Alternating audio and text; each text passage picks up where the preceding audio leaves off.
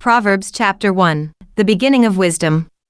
Proverbs chapter 1 serves as a powerful introduction to the entire book of Proverbs, laying a foundation for understanding its purpose, themes, and urgency. It begins with a clear declaration that these are the Proverbs of Solomon, the son of David and king of Israel, establishing both the authority and divine inspiration behind the sayings that follow. The opening verses, 1-6, explain the intent behind the Proverbs, to impart wisdom, instruction, understanding, justice, judgment, and equity. They are designed not only for the simple or inexperienced to gain prudence and discretion, but also for the wise to grow even wiser. The passage underscores that true wisdom is not static but continually deepens through attentive learning and the pursuit of wise counsel. At the heart of Proverbs 1 is the statement in verse 7, "The fear of the Lord is the beginning of knowledge, but fools despise wisdom and instruction." This verse captures the central principle of biblical wisdom literature. Reverence for God is the foundational posture from which all true understanding flows. Without it, one remains spiritually blind and vulnerable to deception.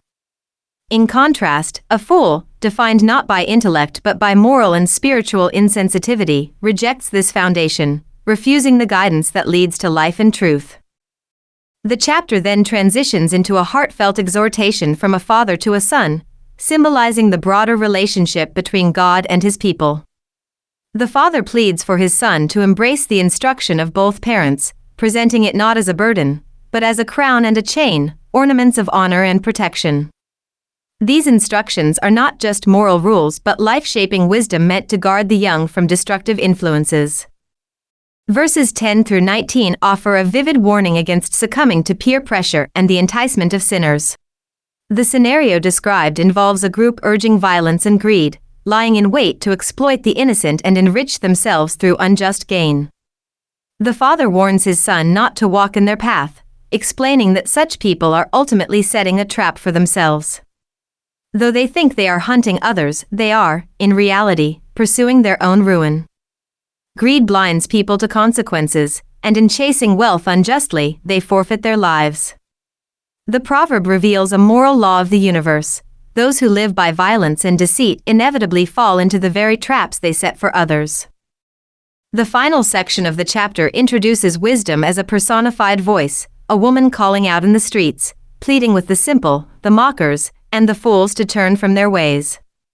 This image of wisdom crying out publicly symbolizes that God's truth is not hidden or obscure, it is available to all who are willing to listen.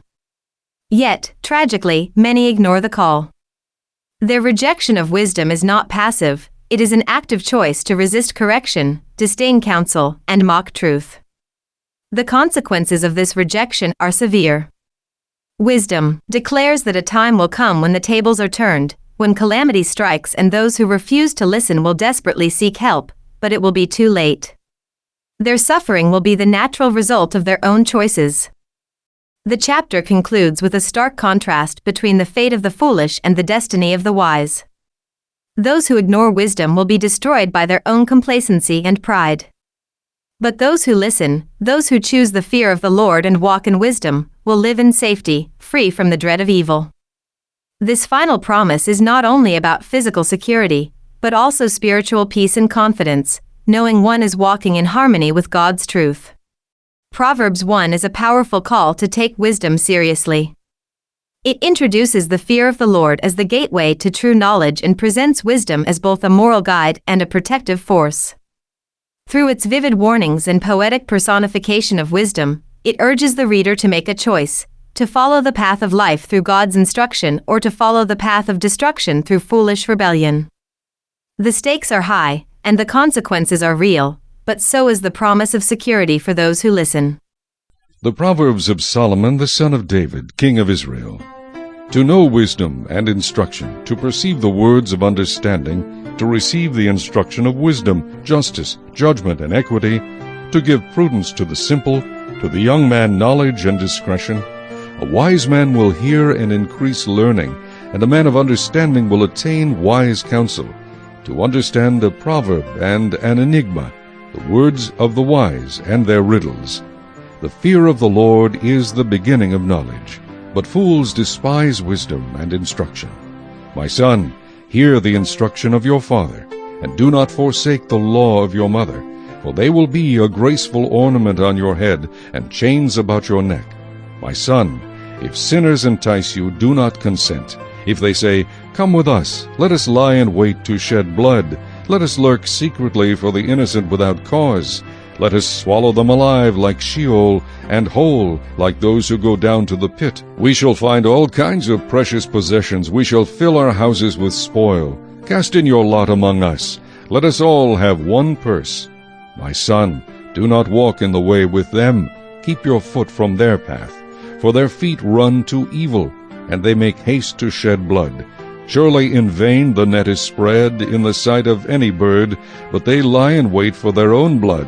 They lurk secretly for their own lives. So are the ways of everyone who is greedy for gain. It takes away the life of its owners. Wisdom calls aloud outside. She raises her voice in the open squares. She cries out in the chief concourses. At the openings of the gates in the city she speaks her words. How long, you simple ones, will you love simplicity? For scorners delight in their scorning, and fools hate knowledge. Turn at my rebuke. Surely I will pour out my spirit on you. I will make my words known to you.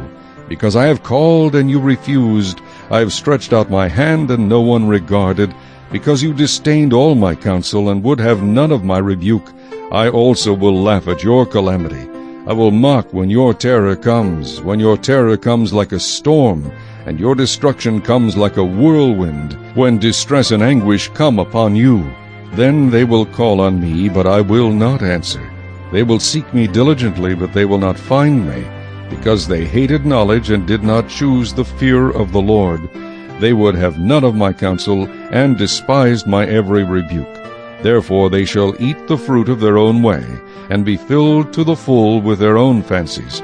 For the turning away of the simple will slay them, and the complacency of fools will destroy them. But whoever listens to me will dwell safely, and will be secure without fear of evil.